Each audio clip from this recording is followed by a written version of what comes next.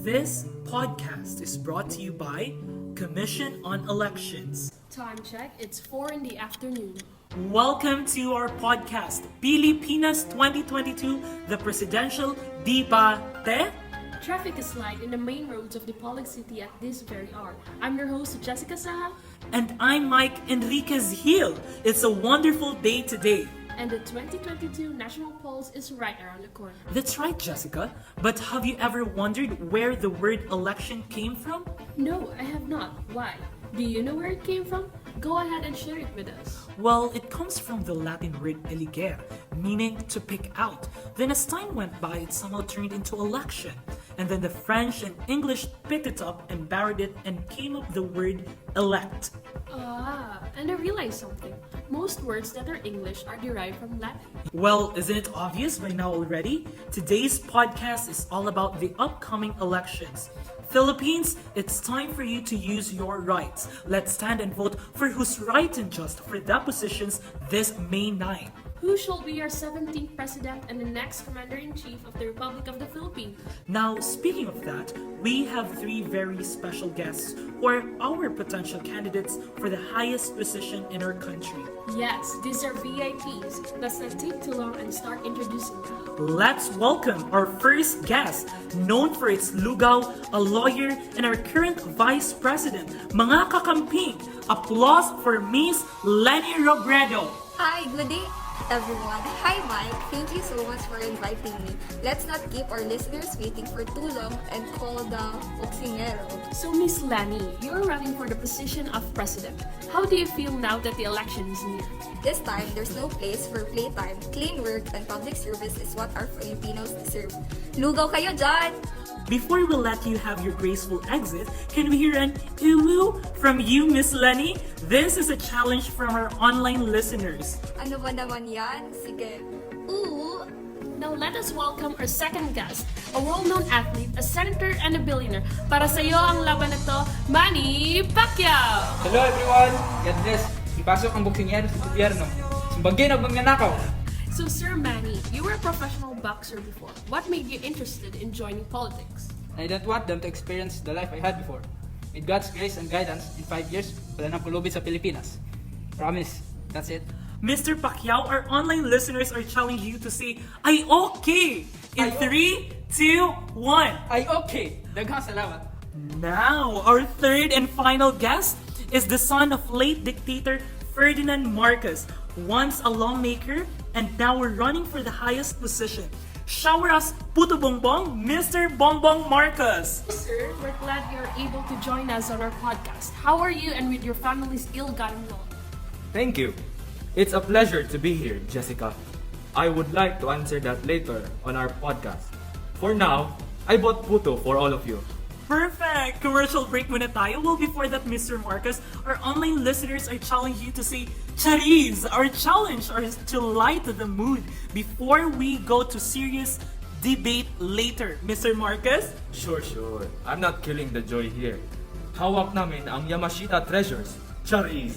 So this debate is divided into 3 segments. First, we will be doing the Fast Talk Challenge. Basically, we ask questions that can be answered directly and you have to answer fast. Second segment will be Talk to the People, and the last will be Never Have I Ever, in which the mechanics of the segments will be disclosed in due course. Ooh, I'm so excited for that. Yes, ow! Yes, but before that, let's take a short break. When we are back, let's head on to the challenge. This is Pilipinas 2022, the presidential Diba. Election 2022 is around the corner. As a citizen, do you want to help make a change? How can you do it? Let's listen to this. Mom, why is it important for us citizens to vote? Because voting is our responsibility and our duty to make a better world for us. What will happen if we don't use a right to vote wisely? Our nation will not emerge and will remain unchanged. People will continue to suffer from poverty, hunger, and lack of education.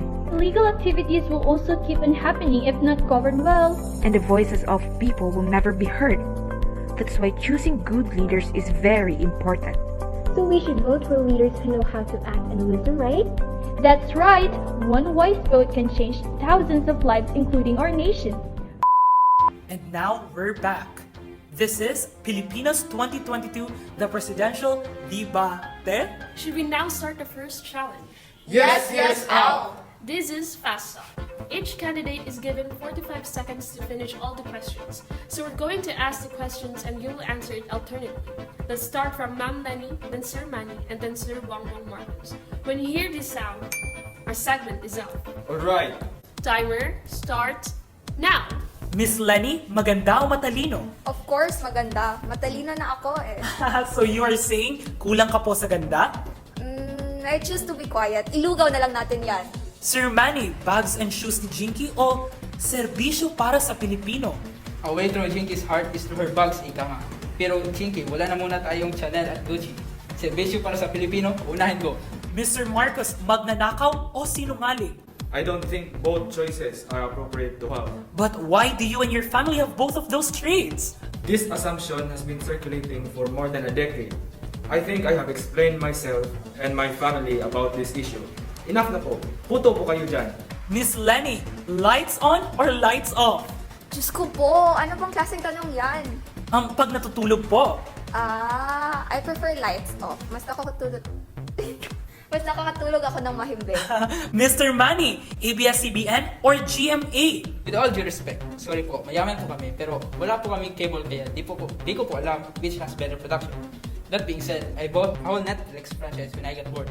Wow, tatahimik na lang po kaming mga slop soil. Mr. Marcos, favorite milk tea flavor?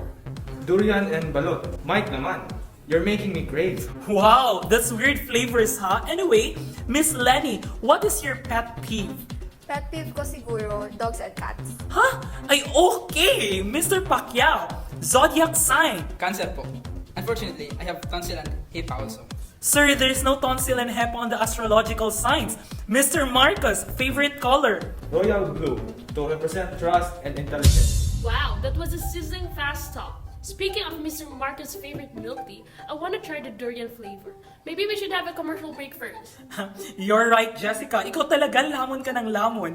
Anyway, our next segment will be the Talk to the People. I know our candidates are up for more hot and sizzling interviews. All of these after this break. This is Pilipinas 2022, the presidential debate. First time voting? Don't worry, we got your back. Here is Voting 101 for you. On the day of the election, make sure to arrive early at your assigned polling center.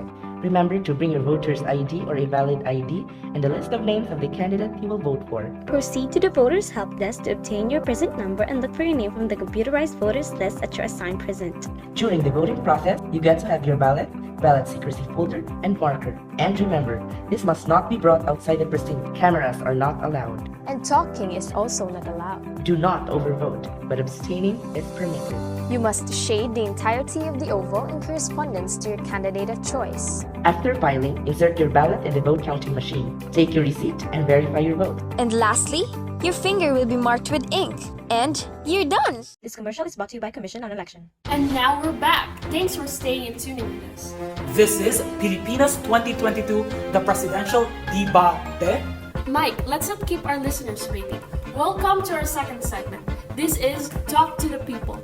We are expecting to choose 3 callers who ask questions to our guests this afternoon. You are only given 60 seconds to give your response to their concern. Are you ready, our lovely guests? Yes, ow! Our first concern is Philippine agriculture. Bukod sa pangingisda, pagsasaka ang isa sa mga pangunahing pangkabuhayan ng mga Pilipino. Hello? Hello? We have our first caller, Miss Talma Mangundadato, a farmer and an agriculturist from Maguindanao. Ay, okay! Salamat for inviting me here. My question goes to Madam Robredo. Madam Lenny, ano pang tugon niyo na ang tuluyan ng nawawala ng interes sa pagsasaka o agrikultura? Kahit kasi anong klaseng pagsisikap, nananatili pa din silang kahit isang tuka. That's a very impressive question, Ma'am Thelma. Ito ang dahilan kung bakit ang mga tao sa probinsya nakikipagsiksikan at nakikipagsapalaran sa Maynila. Problema kasi, yung mga nagiging panguno ng Departamento ng Agrikultura, walang matitinong proyekto. Tapos ang apektado, yung mga nasa pinakamababang estado. Salamat. Maraming salamat, Madam VP. At sa lahat na nakikinig, syukran! Our next concern is Philippine education.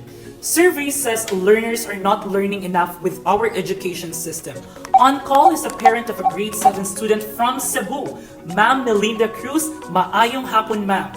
Magandang hapon sa lahat. Nais ko pong tanungin ang kanyang komento tungkol dito, si Mr. Manny Pacquiao. Isang malalim na problema sa ating edukasyon ngayon ay ang negatibong epekto ng online learning sa mga bata. Isa na rito ang pagbaba ng kalidad ng edukasyon.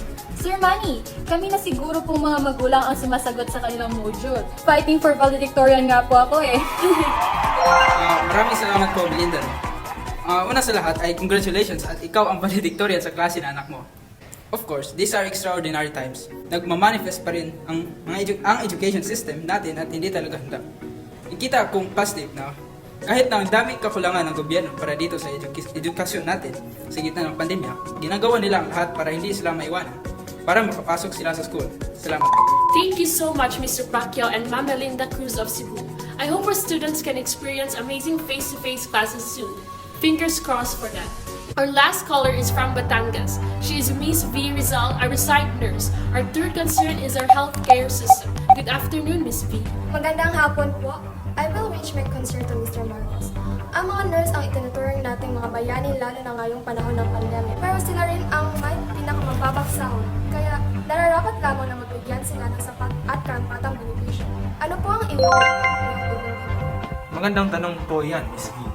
Kung magpapatuloy ang itong sistema na hindi natin pahahalagahan o bibigyan ng priority ang healthcare workers natin, nakakatakot na mag-collapse na talaga totally ang healthcare system natin. At a time na ang kaso ng COVID-19 ay patuloy na tumataas, kailangan nilang i-push ang kongreso na i-increase ang mga budget para sa mga mahihirap. Salamat. Thank you so much to our guests and callers. That was a series of serious concerns that our country is facing currently. Thanks for being so genuine with your answers. I think they will be very excited and bubbly on our Never Have I Ever interview. I couldn't agree more. Well, I'm excited too. All of these after this break.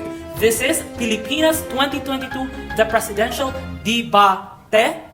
Guys, how many voters do you think will participate in this upcoming election? As I've read in the internet, the Commission on Elections has tallied more than 65.7 million registered voters for the upcoming May 9, 2022 elections, even as it awaited the official count of registered overseas voters estimated to reach 1.6 million. Unlike in the year 2000s, half of the population right now are under the age of 24. This means that us, the youth, have the power to choose a rightful leader to lead us. And we're back again. This is Pilipinas 2022, the presidential debate. We are now in our final segment of today's event. The final challenge will be the Never Have I Ever challenge. The rules are simple.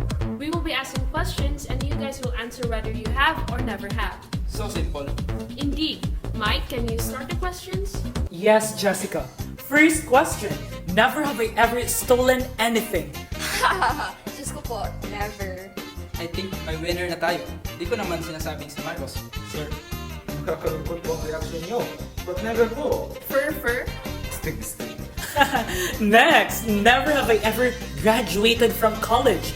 Ako lang po siguro yung winner. I have. Yung isa graduated in 3 months. Yung isa naman fake ang degree sa Harvard. Nakakatawa po. I have po. I have, of course. Never have I ever farted in front of someone. OMG, just in! OMG, Mr. Manny, live broadcast po ito! Sorry, pero I think I just have. Amoy lugaw at puto bumbong. I have never. Never have I ever went viral.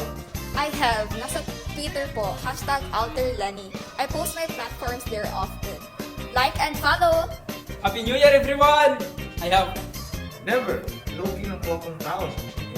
That's a wrap! The debate is now done! Yes, you guys have completed all the challenges. Congratulations, everyone. Thank you for joining us in our podcast and participating in our fun challenges. Thank you also for hosting this debate. This debate is very different compared to others. Before we end the podcast, I just want to say good luck to all of you and may the best candidate win. Thank you, Commission on Elections, for bringing us here. Now, I think it's time to end today's podcast. Yup, you're right. And to the listeners, remember to vote wisely and surely this May 9. Once again, I am Mike Enriquez Hill. And I'm Jessica Saha. And this is Pilipinas 2022, the presidential Diba Te